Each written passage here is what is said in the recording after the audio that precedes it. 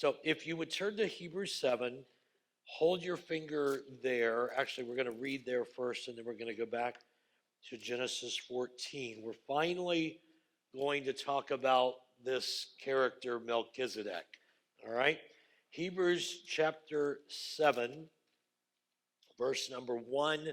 For this Melchizedek, king of Salem, priest to the Most High God, who met Abraham returning from the slaughter of the kings and blessed him, to whom also Abraham gave a tenth part of all, first being translated king of righteousness, and then also king of Salem, meaning king of peace, without father, without mother, without genealogy, having neither beginning of days nor end of life, but made like the Son of God, remains a priest continually. Now consider how great this man was, to whom even the patriarch Abraham gave a tenth of the spoils. And indeed, those who are of the sons of Levi, who receive the priesthood, have a commandment to receive tithes from the people according to the law, that is, from their brethren, though they have come from the loins of Abraham. But he whose genealogy is not derived from them received tithes from Abraham and blessed him who had the promises. Beyond all contradiction, the lesser has been blessed by the better. Here, mortal men receive tithes, but there he receives them of whom it is witnessed that he lives. Even Levi, who receives tithes, paid tithes through Abraham, so to speak, for he was still in the loins of his father when Melchizedek met him. All right? That was as clear as mud, right? Everybody got that? All right? Sometimes the Bible is that way, and we just, whoa, what does that even mean? Genesis 14 sets the backdrop. We're going to turn there. Let me make a few comments before I read this to you. So we are in Hebrews, we are finally beyond the sidebar or the digression that took place beginning in chapter 5 and verse 11. If you actually, I know I told you to turn to Genesis, but go back to Hebrews, keep your finger in Genesis. Look at, I hope that you got them both marked because we're going to go back and forth. But in Hebrews 5, 9, it's speaking about Jesus, Hebrews 5, 9, having been perfected, he became the author of eternal salvation to all who obey him, called by God as a priest according to the order of Melchizedek. So that's where Melchizedek is introduced. And we're thinking, if you're reading that for the first time, that he's now going to explain who Melchizedek is, but he doesn't. He begins in chapter 5 and verse 11 and says, I have more things to tell you about him, but you're not ready to understand. And then he tells them they're immature, and then he tells them that they need to be careful that they don't fall away. And then he says, but I have better hope for you, things that will accompany salvation. I expect that you're going to make it. That's all we've been handling all that the last few weeks. So now, finally, we get to chapter 7 and verse 1, and he picks up where he left off in chapter 5 and verse 10, and he's going to come back and explain who this Melchizedek guy is in the first place. Because the whole point here is that Jesus is a different kind of priest. He's not like a priest from the tribe of Levi, but he is a different kind of priest. And the point that's made is he is a priest that is after the order of this guy named Melchizedek. So that's what has happened so far. And he introduced chapter 5, but he could not elaborate on it. He rebuked them, he encouraged them, and now he's going back to the central argument of Hebrews, and that is that God has appointed a better high priest when he appointed Jesus as our high priest. And this better high priest is one that is like unto Melchizedek. Now, this chapter 7, it comes in two parts, verses 1 through 10, which is going to, today, by the end of the day, we're at least going to have an opinion on. You may not agree with mine, and that's fine, but we're going to have an opinion on who Melchizedek is. That's after verse 10. And then in verses 11 through the end of the chapter, there is going to be a focus on interpreting Psalm 110, verse 4, which is quoted in Hebrews 7, and that is, the Lord has sworn and will not relent. You are a priest forever, according to the order of Melchizedek. But here today, the author of Hebrews is going to delineate the nature of Jesus's priesthood and prove that the priesthood of Jesus is superior to the priesthood that would have descended from Aaron, which was Moses' brother, and from the tribe of Levi. Melchizedek only shows up in Hebrews, in Genesis 14, and in Psalm 110. That's the only time this guy ever shows up. Now, let's go back to Genesis 14, and let's look at the story that first introduces us to this guy named Melchizedek. Verse number 1, came to pass in those days, in the days of Amraphel, the king of Shinar, Arioch, king of Elasar, Chedorlaomer, king of Elam, and Tidal, king of nations, that they, those 4 kings, made war with Bera, king of Sodom, Bersha, king of Gomorrah, Shinab, king of Admah, Shember, king of Zobim, and the king of Bela, that is Zoar. All these joined together in the valley of Siddim, that is in the Salt Sea. 12 years they served Chedorlaomer, but in the 13th year they rebelled. In the 14th year, Chedorlaomer and the kings that were with him came and attacked the Rephaim in Ashtaroth Karnaim, the Zuzim in Ham, the Emim in Shavo Kirthaim. How would you like to be reading these names today? And the Horites in their mountain of Seir as far as El Paran, which is by the wilderness. And they turned back and they came to En Mishpat, that is Kadesh, and they attacked all the country of the Amalekites and also the Amorites who dwelt in Hazazon Tamar. And the king of Sodom, the king of Gomorrah, the king of Admah, the king of Zeboim, and the king of Bela, that is Zoar, went out and joined together in battle in the valley of Siddim against Chedorlaomer, king of Elam, Tidal, king of nations, Amraphel, king of Shinar, and Arioch, king of Elasar, 4 kings against 5. The valley of Siddim was full of asphalt pits. The kings of Sodom and Gomorrah fled. Some fell there, and the remainder fled to the mountains. But they all took goods, verse 11, of Sodom and Gomorrah, and all their provisions, and they went their way. They also took Lot, Abram's brother's son, who dwelt in Sodom, and his goods, and they departed.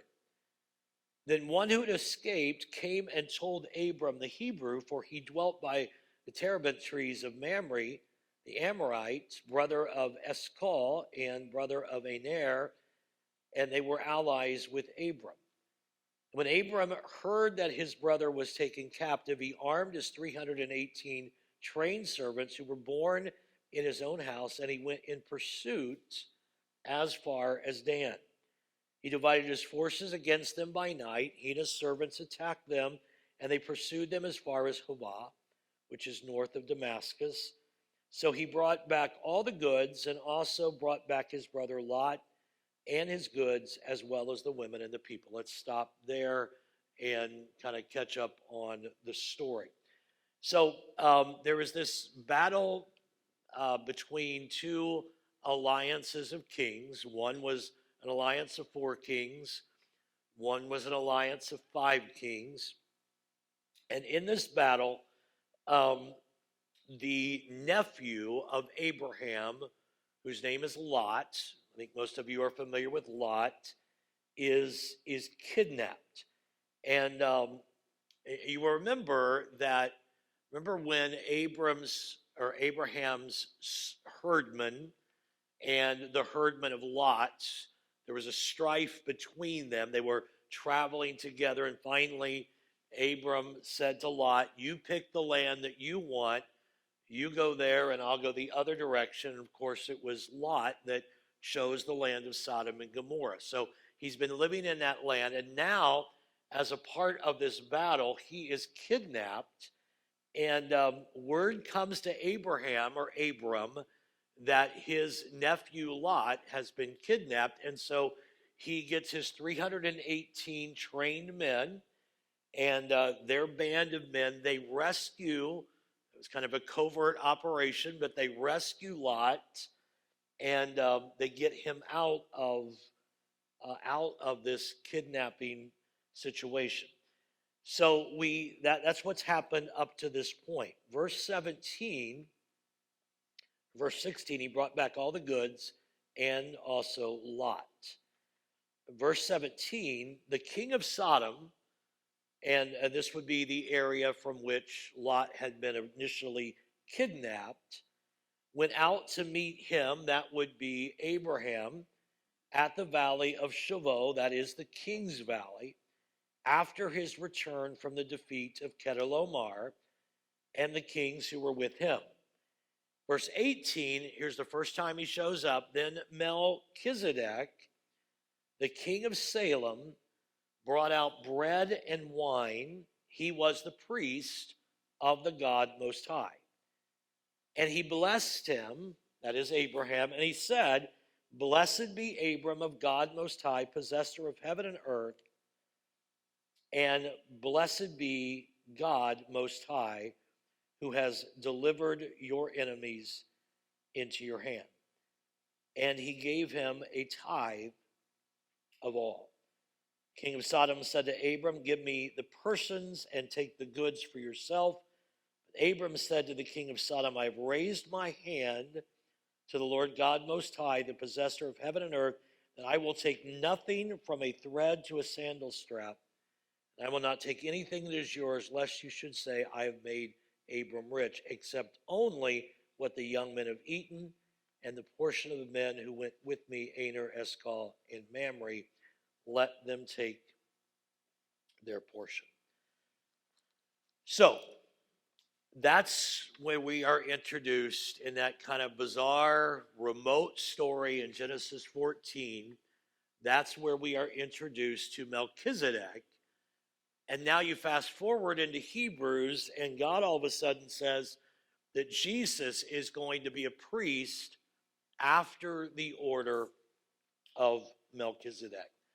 So, what does that all mean? Go back to Hebrews 7, and let's see if we can't make some sense out of this. Let me just read to you again, and it's on the bottom of page 1. I want to read you those 3 verses, 18, 19, and 20. Melchizedek, king of Salem, brought out bread and wine. He was the priest of God Most High, blessed him and said, "Abraham, blessed be Abram of God Most High, possessor of heaven and earth, and blessed be God Most High, who has delivered your enemies into your hand," and he gave him a tithe of all. Those are really the key pieces to this story. I want you to notice in chapter 7 and verse 1, this section, 1 through 10, is bracketed by, look in verse 1, Melchizedek, look at the words, in the middle of verse 1, met Abraham.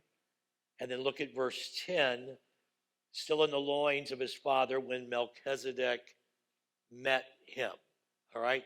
So the met him is the kind of the brackets to this story. So let's introduce Melchizedek. Actually, let's pause for a moment. And what do you know about Melchizedek? Or do you know anything about Melchizedek? Let me hear what you know you've been taught or you have taught, and we'll see. Anybody want to weigh in on that? Or did you all come to listen to me talk? I don't know. Yes, Cindy?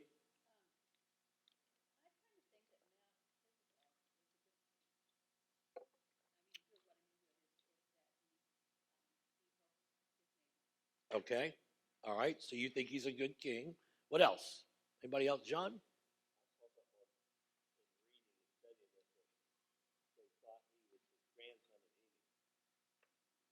Oh, the grandson of Enoch.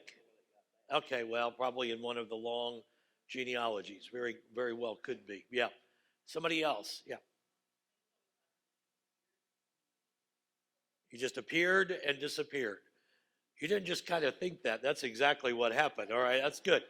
Very good observation. That doesn't necessarily mean he just appeared and disappeared, but in our reading, he kind of appears and disappears.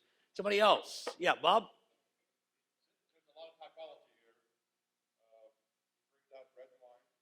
Right.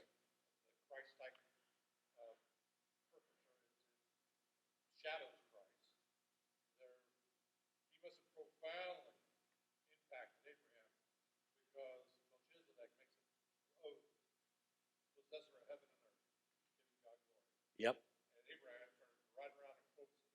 Yep.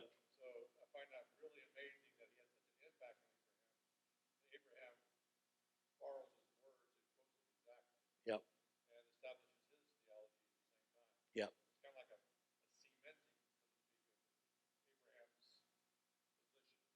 That's really good. And what Bob, I don't know if you heard at the very beginning, what he brings out is that wherever we land on this, there's certainly a picture of Christ in some way. The bread and the wine. You think about the uh, Lord's Supper. He has the bread and the wine with him, so that's important. He has a huge impact on Abraham. It's a very sacred, holy moment that the two of them meet. Somebody else. I think I may have saw another hand. Anybody else want to? John?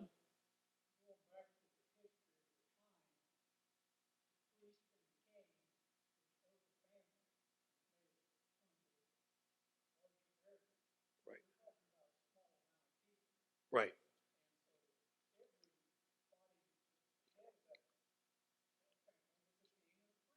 Mm-hmm. Mm-hmm. Yes.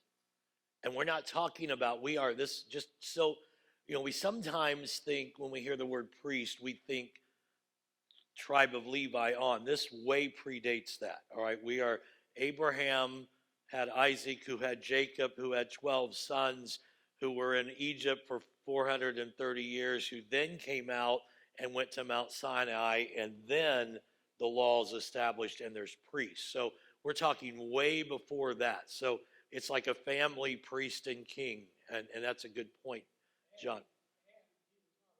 He was not a Jew. That is correct. Bonnie. Okay. It is actually one of the theories. We'll talk about that's who Melchizedek is. So that theory is called you've heard me mention this before. I'll just go ahead and put it up there, but it's called a Christophany. That's CHR. You just can't tell that it's an R, but it is a Christophany. And there is also what is called a theophany. And obviously a that theophany would be an appearance of God um, in some kind of human form. Christophany would be a pre-incarnate, before he was born in Bethlehem, appearance of Christ. Some people think, for instance, when Joshua saw the captain of the Lord's host with a sword drawn in his hand, some people think that is either a theophany or Christophany. When Shadrach, Meshach, and Abednego, there was a fourth man in the fire. Some people think that may have been a Christophany or a theophany. These are words that we try to, these are theological words that we try to apply to things that we don't understand fully, but that these are, so Bonnie, you're exactly right. Many have argued that that's the case. Anybody else? Rita, did you have your hand up or no? No. Anybody else? Okay. All right. So let's see what we can extract from this if we can. I will tell you that I have been all over the place on who I think Melchizedek was. I have kind of settled into an opinion that is just that. It's an opinion. We're not told exactly, but I'll kind of make my case as we go today, and then It's not hugely significant. It's not significant at all to our salvation, but it certainly makes this text enjoyable. So his entry into the story, of course, is Genesis 14, Abraham's route of the four kings. Let's go to chapter 7 and verse 1. And this Melchizedek, king of Salem, priest of the Most High God, who met Abraham returning from the slaughter of the kings and blessed him. So, verse number 1 includes three things. We know that he is a priest, all right? We know that he is similar to the Son of God. And 3, we know that he is superior to Abraham, and it's shown by the fact that at the end of the story, Abraham gives him a tithe. You give a tithe to someone that is greater than you. So we do know those things. Notice that he is the king of Salem. That word is really the Hebrew word shalem or shalom, peace. So he is literally the king of peace. And most people believe that, in fact, almost all people believe that shalom, shalem, is the end of a shortened version of Jerusalem, all right? So we're probably talking here about one who is the king of Jerusalem. Again, this is before the Jews. This is before David. We're not thinking about this in turn. We're talking about a body of land, but we're not talking about this as far as land that has been settled by the Jews. It's not been, all right? There are no Jews really at this point. So he is the priest of, or the king of the area that would be Jerusalem. He is the priest of the Most High God. By the way, he is the first to be called priest in the Old Testament.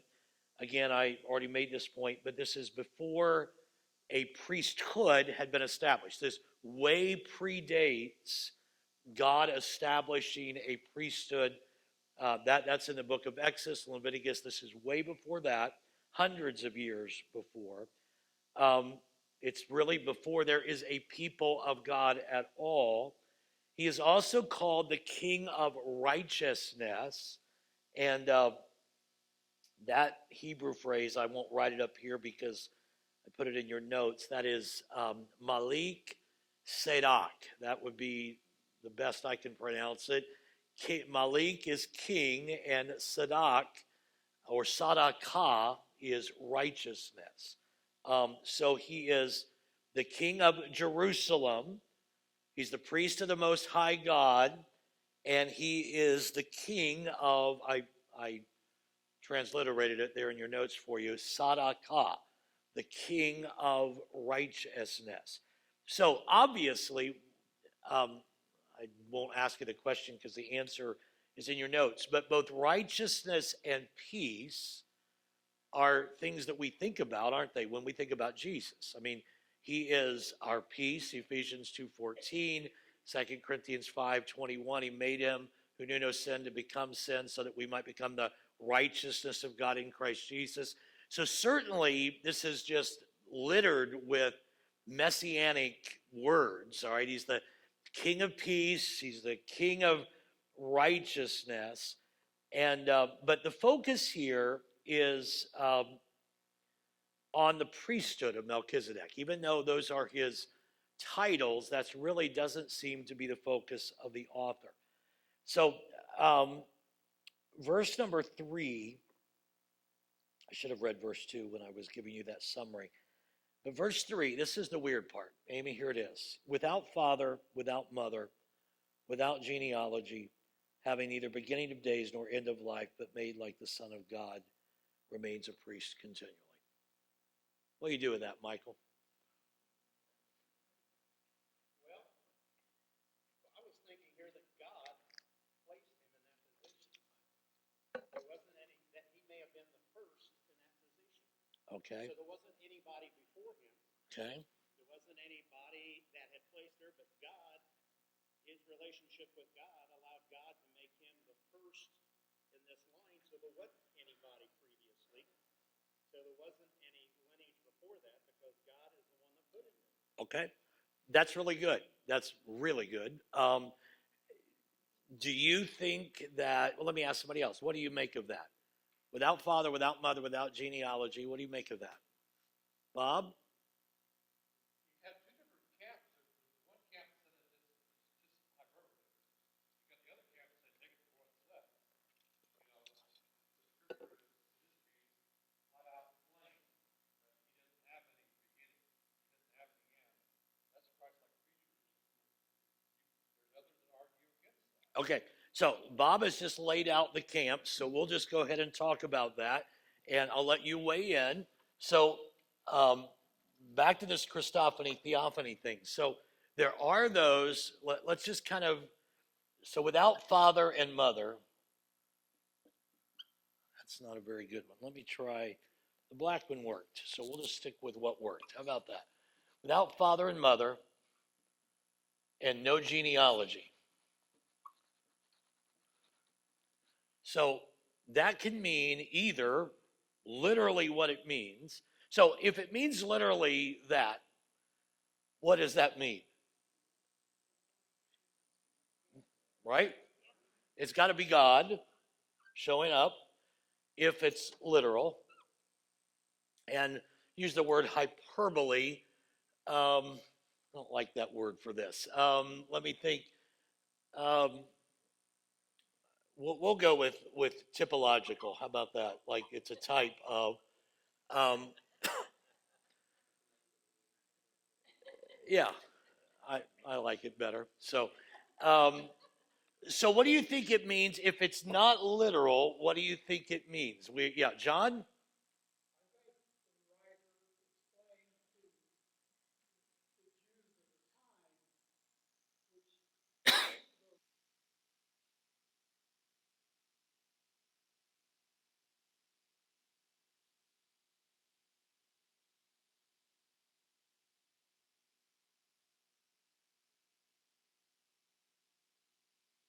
Line you said. Right.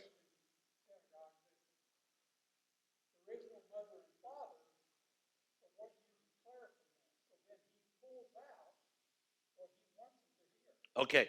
So you're not saying that necessarily he means he has no mother or father. You're saying that there's no mother or father identified and no genealogy identified, and so the writer of Hebrews is going to build on that. Is that what you're saying? Okay. Um, what do the rest of you think? Come on, work with me. It's a short lesson. You don't want to get out of here at 10:45, so I'm trying to milk this thing. If I went into verse 11 through the end of the chapter, you'd be here till 2. So I had to pick a team and play. All right, Michael? We have that today. We have kids who they don't have a mother or father. Their parents have given them up. They don't know who their mothers or fathers are. They don't know their genealogy. Okay. Other people have raised them Okay. and brought them. But as far as their genealogy, I mean, that's happening today. That's not that far-fetched. Okay. All right. Somebody else want to weigh in on this? Yeah, Rita? Yeah. That makes it a little more problematic, doesn't it? No beginning of days or ending of days. Well, there you go. Now you just really made it problematic. Because if it can't be Jesus because it says like, but he has no beginning or end, we are in a quandary, aren't we, Rita? So we're going to work on that, John. Yeah, we are. Which is exactly where I wanted you to get back to. That's that's why I get paid the big bucks to get us off square one, I guess. Maybe that's it. Yeah, Pat. What's that?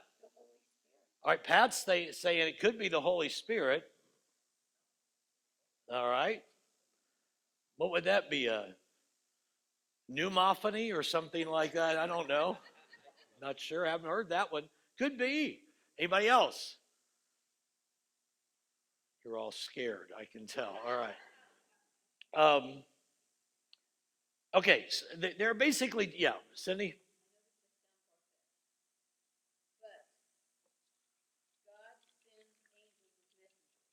Okay.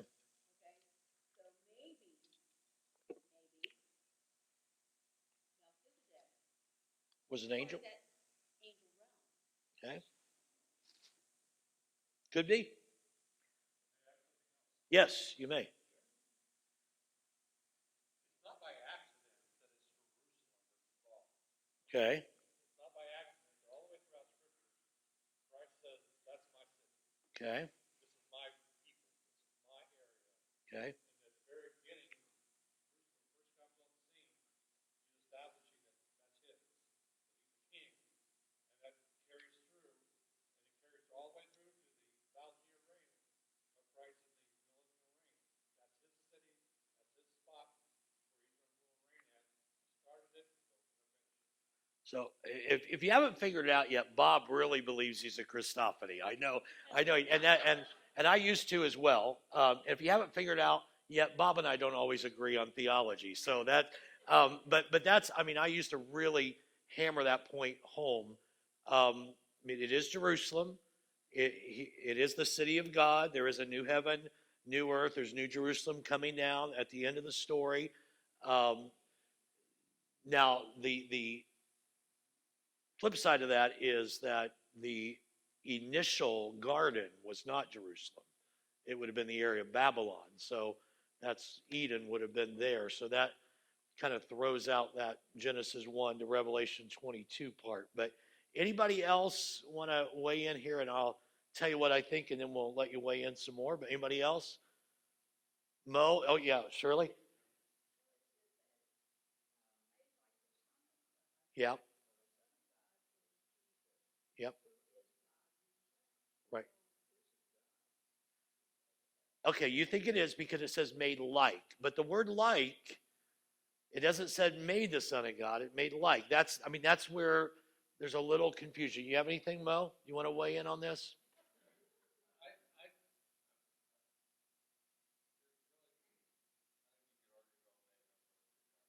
You could. I'm just trying to milk this thing till a little after 11 so you guys don't eat lunch too early. That's all.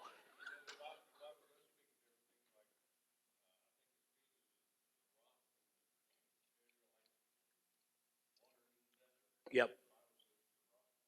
Yeah, the rock was Jesus, right. That would be hyper. That would certainly be type or hyperbole. Let me tell you what I think, but I actually think it matters. Okay, I don't think it's just something that is a discussion point. It's fun to discuss, but I think there's a reason why it matters. And let me tell you why. I want us, and John, I'm going to concur with you. I think that the writer of Hebrews has a very specific point he's trying to make, and he takes the data of this man Melchizedek that we have or don't have in this case to make a very specific point. Let's walk through that. So there are two ways to interpret this. There's probably more, but the first one kind of grabs a lot of what has been suggested. One is that Melchizedek was a divine figure, whether it was the Holy Spirit, whether it was Jesus, whether it was an angel. An angel would not be divine, but in that realm of beyond earthly. All right, I think that would be the safer way to say that, and probably the. I don't want to say that it's 50-50. I don't think it is, and I don't think it leans toward Christophany. But there's a lot of folks that has been a very strong camp that has believed that this is a pre-incarnate appearance of Jesus. However, I would just argue there is nothing that would indicate that after this description, um, that let me just read that statement to you. There's nothing that would indicate that after this description, and if he was, then it would encroach on the priesthood of Christ, which would have not been in place in Genesis 14. If this is a picture of Christ's priesthood, I would say there was no priesthood of Christ in Genesis 14. This is, so if he shows up as the priest before there even was that priesthood of Christ, I find that theologically a problem. Now, but that is one many people believe that, and that's a completely credible possibility. Um, I would go in the second camp, and I think this is what John was saying. It takes the argument of silence, which no father, no mother, no genealogy, in a typological way to prove the order from which Christ derives is superior. And this is, to me, the preferable way to interpret. If he was really, and this kind of hits on what Michael was saying, I don't know that you meant to say that, but if he was really without a father in the Roman Greco world, to which the author of Hebrews is writing, that's who he's addressing, first century people, he would have been disqualified. That would have not made him someone special. That would have been a complete turnoff. To not have a father would make him illegitimate. As a matter of fact, in this same book, Hebrews, he will say, when he's talking about discipline, whom the Father loves, he disciplines, but whoever is not disciplined is illegitimate. And that is some very strong language is used there, because that idea of illegitimacy in the Roman Greco world was a real pushback. It was not a compliment at all. So I think that would have some problem gaining listeners in the first century. And if he was without a mother, it would mean that actually could be referenced a woman of very low status. It would be a mother that could not care for their son. That would be the terminology that would be used. Here's what I think, and this is where we're going to hone in and spend the rest of our time. I think this is about priestly qualification, not about miraculous birth, all right? This is about the order that Christ comes as priest. How could one who the writer of Hebrews has already said, think about chapter 1, in painstaking ways, and with great language, he has said Jesus is the Son of God. And he has given this incredible, passionate teaching on Jesus as being the Son. This day have I begotten thee. You are my son. How would he then turn and say about Jesus, if it was Jesus, he is without father or mother? I think that would be argumentatively problematic for the author. It would be inconsistent with his teaching. Here is what I believe. Though he was not from the tribe of Levi, he was able to be priest of the Most High God, not by descent. In other words, who his father and mother were, we don't need to know, because he was not chosen to be a priest like every Jewish priest was. If you didn't have a certificate that said, I'm from the tribe of Levi, you're not going to be a priest. Doesn't matter how qualified you thought you were. Doesn't matter how gifted. It doesn't matter how well you can pray. It doesn't matter how well you can cut up animals and make sacrifices. If you don't have a certificate that says, my father is from the tribe of Levi, you're not going to be a priest. Not the case with Melchizedek. His father, so he is a priest, listen, not by descent, but by decree. Now, again, this is to Rita's point. She brought up a great point. No beginning and no end, I think, is about priesthood, not about one's genealogy. On the top of page 3, here's an excerpt from Numbers, chapter 8. And it says, this is what pertains to the Levites.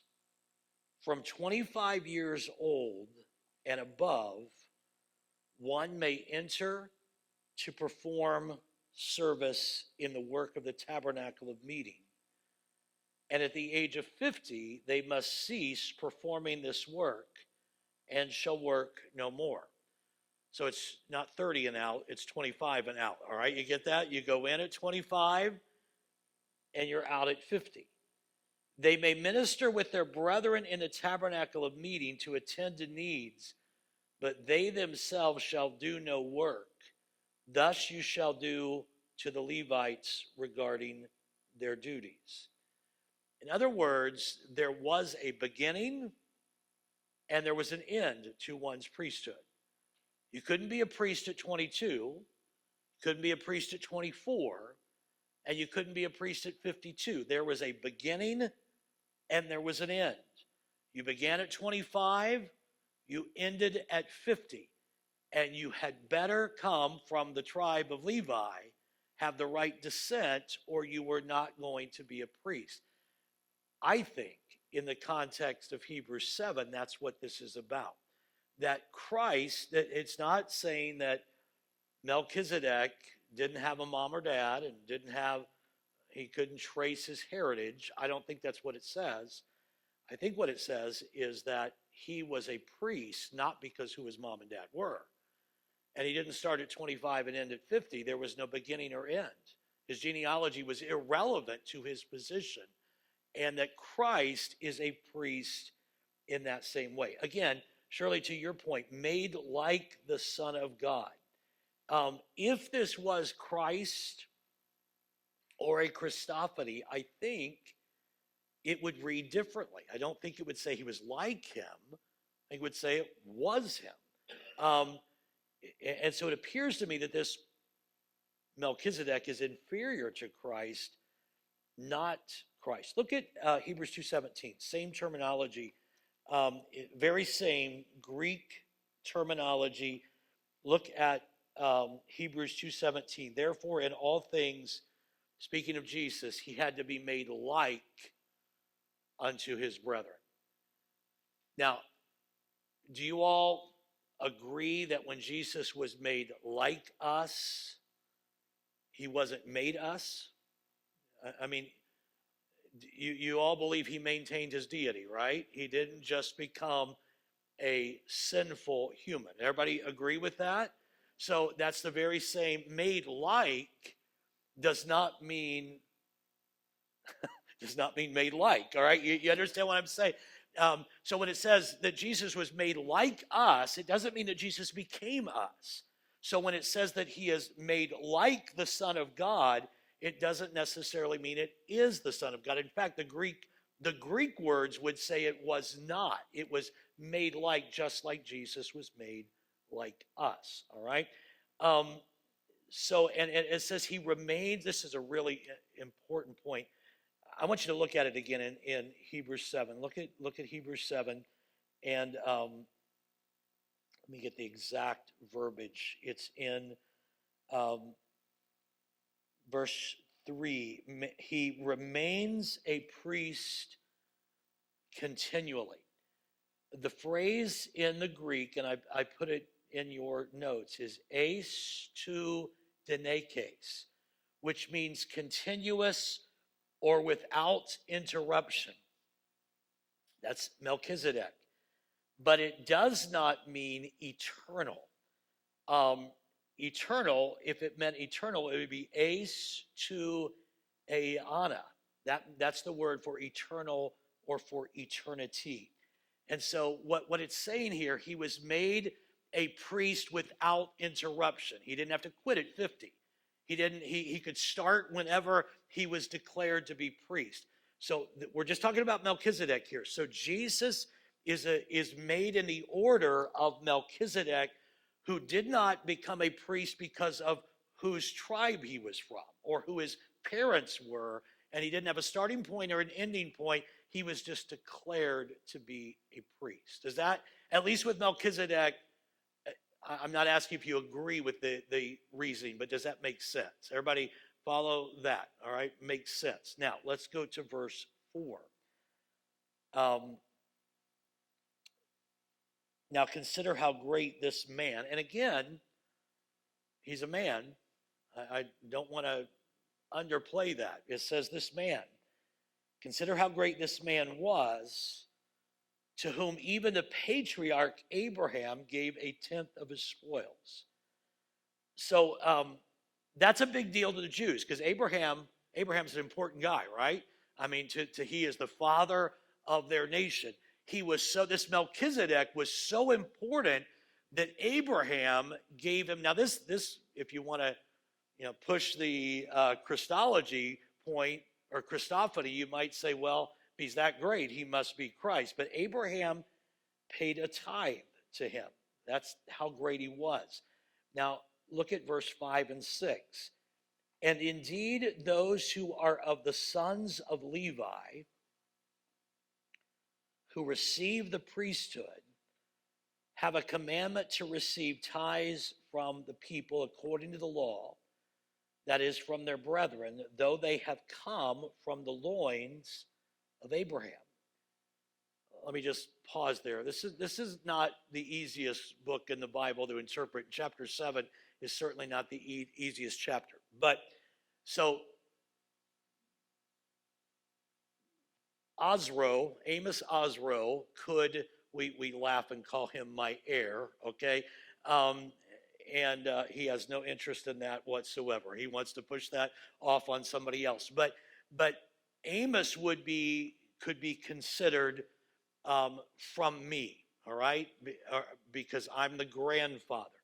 So what is being said here about Levi is that the Levitical priest, look at verse number 5. Those who are of the sons of Levi who receive the priesthood have a commandment to receive tithes from the people according to the law, that is, from their brethren, though they have come from the loins of Abraham. All right? So Abraham had Isaac.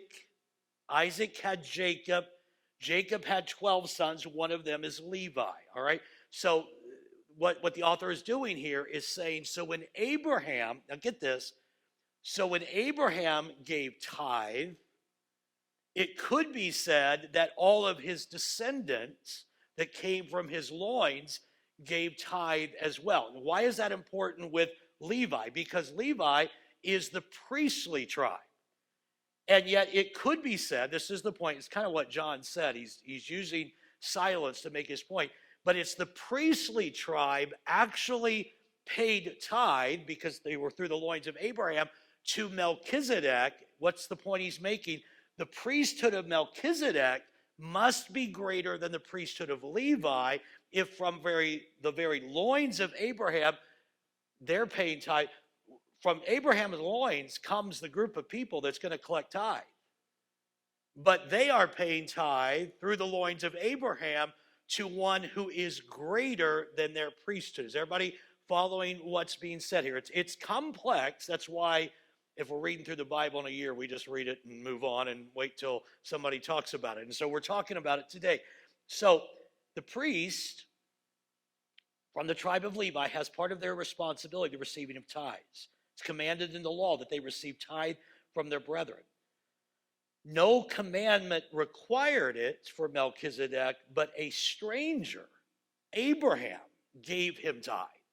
That's how great he was. Abraham gave him tithe. And so his descendants, the descendants of Abraham, in his loins are actually, look at that point, number 4, are actually subservient to Melchizedek. If their patriarch, if their father gave Melchizedek tithe, and then Melchizedek blessed the one to whom had been given the promise, I'll make you a great nation. The stars of the sky, the sand of the sea. But greater than him was Melchizedek, who blessed him. Again, those points argue well for a Christophany or a theophany. What we do know, but I think the point the author is simply making is that the priesthood of Melchizedek is higher than the priesthood of Levi. All right, now look at verse 7. Now, beyond all contradiction, in other words, no one can really dispute this, the lesser is blessed by the better. So, who got blessed? Abraham got blessed, so he's the lesser. Who did the blessing? Melchizedek, so who's the better? All right, so obviously that point is rather easy to get. Look at verse 8 again. Here, mortal men receive tithes, but there he receives them of whom it is witnessed that he lives, even Levi, verse 9, who receives tithes, paid tithes through Abraham, so to speak. It's what I just articulated. So the author of Hebrews is saying, if you really want to push this thing, that day that Abraham paid tithe to Melchizedek, it was really Isaac paying tithe to Melchizedek, and Jacob paying tithe to Melchizedek, and Issachar, and Judah, and Levi, and Simeon. They were actually paying tithe in a sense. I mean, that's the point he's making. In a sense, you can say that the descendants of Abraham were paying tithe to Melchizedek. So what does that tell you about Melchizedek? Clearly, he is greater. His priesthood is greater than that of Levi, John.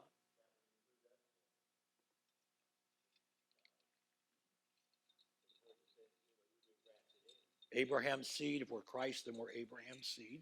Correct. So, but yeah, you're absolutely right. But keep in mind what's being contrasted is the priesthood, right? And so it's which priesthood is better. I think that maybe I should have started there. Yeah, if the first 10 verses, he's making the point which priesthood is better. Is it the Levitical priesthood or the Melchizedek priesthood? And he's made the point by verse 10. Verse 10, for he was still in the loins of his father, Levi was, when Melchizedek met him. So the day that Abraham met him, Melchizedek, we might say a glimmer in the eye, but the writer of Hebrews says he was still in the loins of his father Abraham. So in a sense, all of the descendants of Abraham, including the Levitical tribe, were paying tithe to Melchizedek, who was a priest. Correct. Okay, very good. I got, yeah, we are 1 Peter 2:9. We are a royal priesthood. That's actually a good point. All right. So let's go down to letter C. So Abraham's prominence makes the role of Melchizedek even greater. The lesser is blessed by the greater. The basis of the comparison, please get this, is the tithe. Here, the duration of their ministries is the comparison. Earthly priests are mortals. They have limitations because they die and they have to be succeeded. Abraham paid tithe to one who was declared to be living. Again, this is typology. It's not that Melchizedek never died, but his priesthood was not based on a successor. It was not based on when I get to 50, somebody else is going to take over. It was a priesthood that lives on continually, which sets up the typology for Jesus. So let me just conclude. Then you can ask questions, or you can comment, or you can push back, or you can walk out confused. That might be the more likely one. The argument is all of this is to show that the priesthood of Jesus is superior.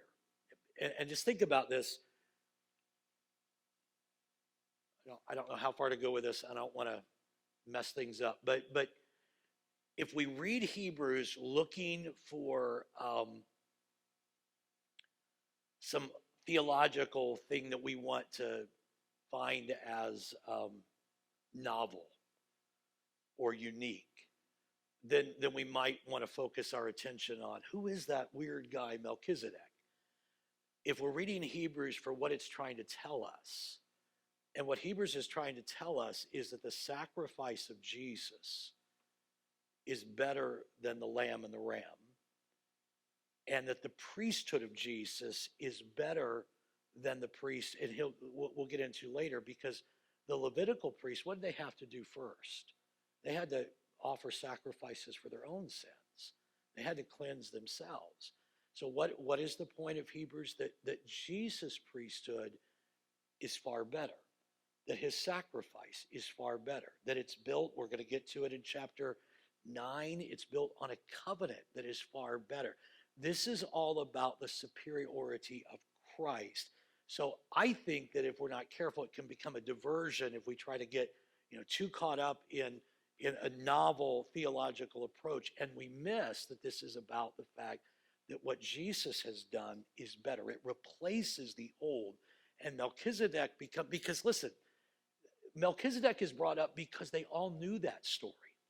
These are Jews who knew the story of Abraham and Lot and the day that Abraham saved Lot and rescued him, and they knew the story about Melchizedek. The psalmist mentions Melchizedek in Psalm 110. We'll look at that next. They knew that story, and so again, to John's point, the writer is taking something they knew and saying, don't get caught up and think that, oh man, we couldn't have a better priesthood than the Levites, because you did have a better priesthood than the Levites. You had one before the Levites who was Melchizedek, who wasn't limited. It didn't matter who he came from or where he came from or how long he served. And Jesus is after that order. It's not his descent. It's not how long. Jesus is a better high priest. All right? This is where I want to end on my part. Do you understand the argument? Again, you may or may not disagree, but do you understand the point of these first 10 verses everybody get it? Half of you get it. Okay, that would be good. All right. Any other comments? Anybody else want to comment or weigh in? Yeah, John? We are back to square one. We don't know who he is, but square two says it doesn't matter who he is. Right. Yeah. Correct. John? I believe he was a real person, and I believe he was a man. Yes. Yes. And I think he had a father and a mother, and I think he had a genealogy. It was just that had nothing to do with his priestly role. Yeah. He was chosen by decree, just like Jesus was chosen from the tribe of Judah, not the tribe of Levi. Because see, that's going to be, keep in mind, that's going to be the hang-up point for the Jews. When he starts talking about a priest, well, wait a minute, the priest had to come from the tribe of Levi, and so he's saying, no, there was a priesthood before Levi, and Jesus is after that order. All right?